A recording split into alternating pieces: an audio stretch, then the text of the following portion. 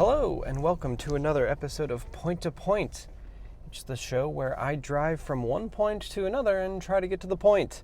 Today's point, I kind of have two of them, but the first one that has just come up, I've been listening to the Nextlander podcast. I've also been listening to a little bit of Giant Bomb lately, and it's the summer of people bumping into their family and asking them about the Nintendo Switch 2.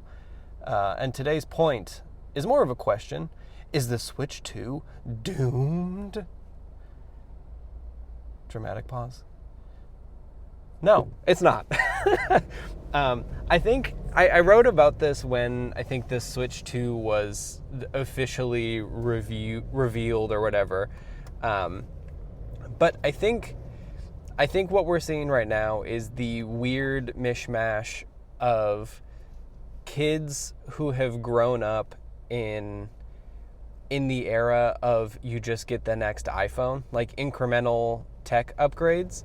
And you see that kind of clashing with the, I guess, like more traditional video game enjoyer industry, which I feel like is just propped up by 30, 40, 50 plus year olds. And you're kind of bumping into people who care about performance and people who have a Switch 1 at home. And I think that we're starting to see that play out. Like it is, I guess I continue to hear that it is difficult to purchase a Switch 2. Maybe I'm just like far enough outside of the Boston metro area, which is like a 10-minute drive. But I saw Switch 2s on the shelf 2 days after launch day, and they are still there. So I guess I don't know what the struggle is elsewhere. There seems to be a lot of anecdotal people talking about, you know, they're not there. I have not seen this. Very surprising to me. I feel like I saw them in New York City when I was there earlier in June. But anyway, I feel like it's kind of this thing where the Nintendo Switch 2 is like selling gangbusters. It's doing great.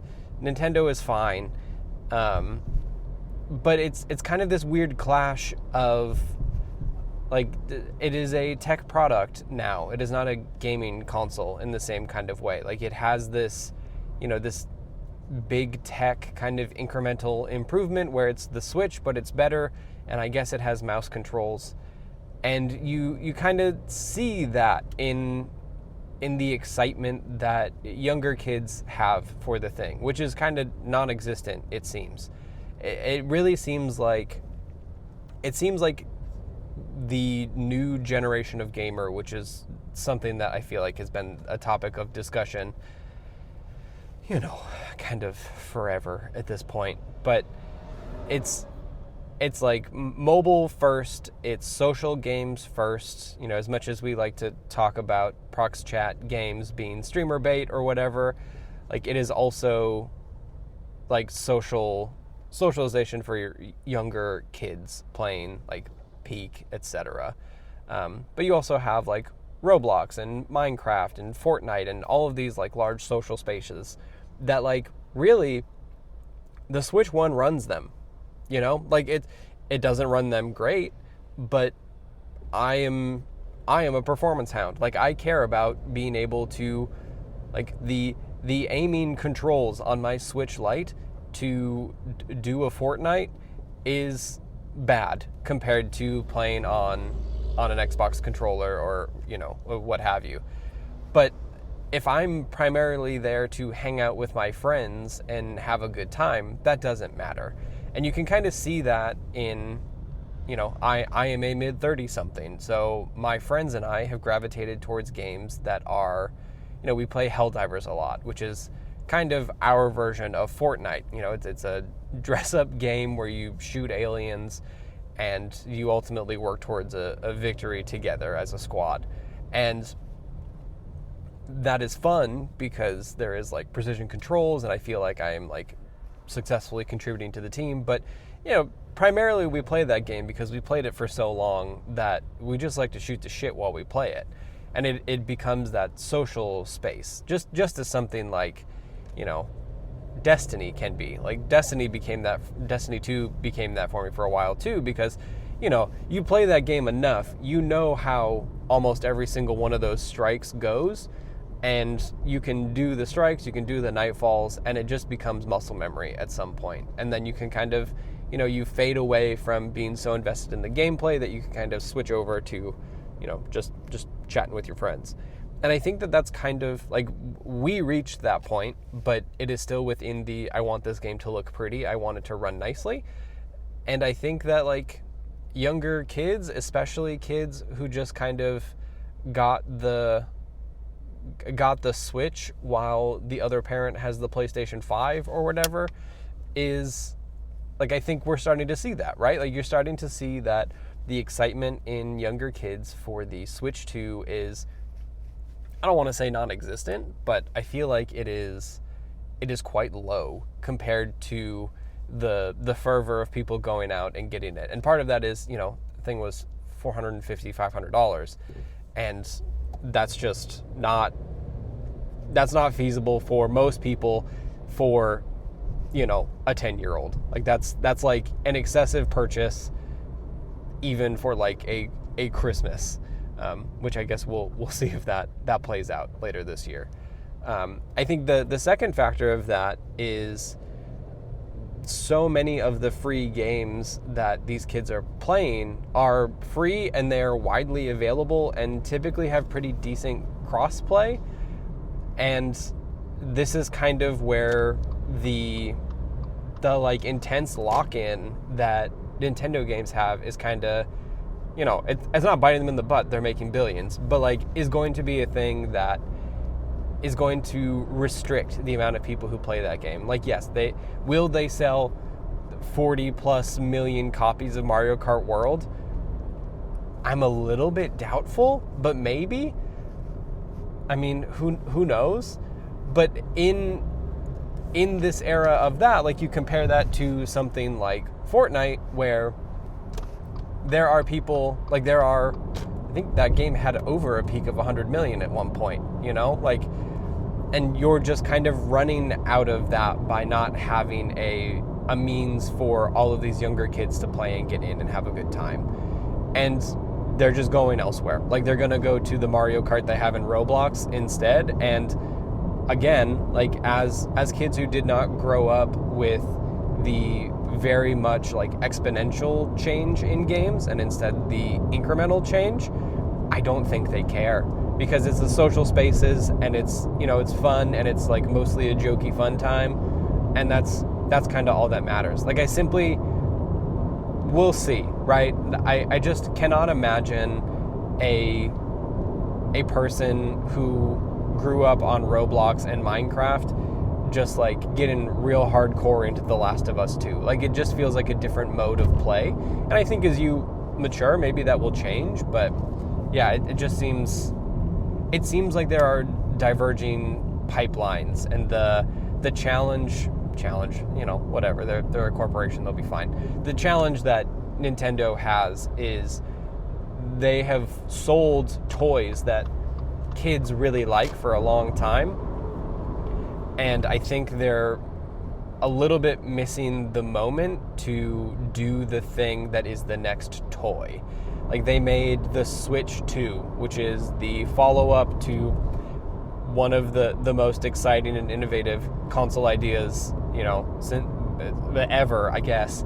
But what they haven't done, and I think this is what people are kind of tugging on whenever they complain about, oh, there's no gimmicks, there's no Nintendo magic in this one, it's just a Switch 2, is that by making the price so high, by making the games be, pivots on what they have already put out, it becomes this thing where it's not the next toy. Like you haven't gone from Action Man to the new G.I. Joe. You've just, well, actually, you've gone from old G.I. Joe to Action Man, right? Like you haven't created the brand new next thing. Like this is not the Tiger Electronics computer that every kid wanted. This isn't like they didn't go G.I. Joe to the Power Ranger Megazord that you can combine and stuff. I've lost the metaphor at this point, but I think that I think that's the struggle with like young people maybe not being as excited for the Switch 2 as other folks have been in like the probably older bracket, because the performance just isn't the thing. And it seems like, you know, having to spend $500 plus to get the camera and everything is just like, I don't know, it's just not worth it, right? When you can just like load up a FaceTime call and play Roblox with your friends, or, you know, you just do it in the same space. Like the ability for a 10 or 12-year-old to just know how video conferencing and like cross-play server structures kind of work is surprising, because, you know, we were doing it too when we were younger, but now it is very much innate that is how that works, and those tools are ubiquitous in a way that, you know, it was a way that school was done for a lot of them, right? Like now it is just the part of play. So I don't know. I'm not like terribly surprised about the Switch 2 being like this weird kind of dichotomy of crushing it sales wise, and also maybe not gaining the traction with younger kids as it anecdotally seems it is. And I think a lot of that is, you know, you have the Switch 1 at home. Like I don't care about, you know, when you grow, I guess this is the thing. Like when you grow up in an age where over 10 years, let's say, you can go from having a CRT to a flat panel, and then you go from a flat panel to 720, then you go from 720 to 1080, and then maybe by the end of that 10-year span, if you are a very rich family, you got a 4K television, baby. Like you are like fighting motion smoothing at the end of that decade, when you may have began that decade with a CRT, or at least like a well-made flat panel CRT. And like when your entire life is lived at the end of that bracket for performance and for like frame rates and all of that stuff, like that shit doesn't matter. Like it all looks nice because this is what games have looked like since, you know, you've been playing games. So I don't know, like I get it. Like I completely get it. I am one of those people. Like I did not get a Switch 2 because I have Switch 1 at home. And, you know, that's fine. Like, that makes sense. I still don't really have a ton of FOMO for the, like, Donkey Kong game or, like, any of the other stuff. It's just, like, really fascinating to me that it seems like there is this combination of the console is crushing it, and also the, you know, people don't care. It's a weird thing. And maybe it's just because it's such a big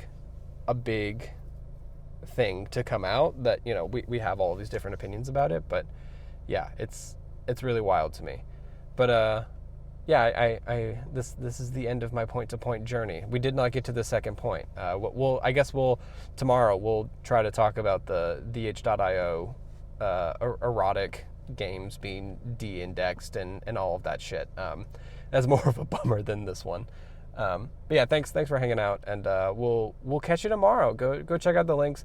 I promise you that South of Midnight video is hopefully out by now, if not very, very soon. So see ya.